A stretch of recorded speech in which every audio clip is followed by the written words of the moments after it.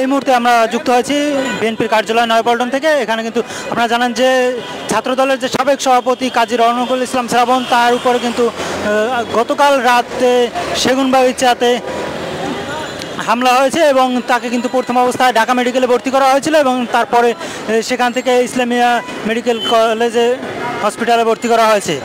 আপনাদের দেখানোর চেষ্টা করছি এখানে কিন্তু বিএনপির যে প্রতিবাদ যে মিছিল,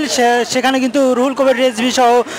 ছাত্রদলের বর্তমান এবং সাবেক যে নেতারা, তারা কিন্তু বিভিন্ন ধরনের আলটিমেটাম জানিয়েছেন এবং তারা কিন্তু এই হামলার প্রতিবাদ জানিয়েছেন। আপনাদেরকে দেখানোর চেষ্টা করছি এখানে কিন্তু বহু সংখ্যক ছাত্রদলের নেতাকর্মীরা যুক্ত হয়েছেন এবং তারা এই মুহূর্তে কার্যালয়ের সামনে অবস্থান নিয়েছেন। এখানে কিন্তু মিছিল নিয়ে তারা সড়কের পাশে আছে এবং ব্যানার নিয়ে তারা সেখানে কিন্তু কাজী রওনকুল ইসলাম শ্রাবণের উপর যে হামলা সহ কয়েকজন যে নেতাকর্মীরা আহত আছে তাদের যে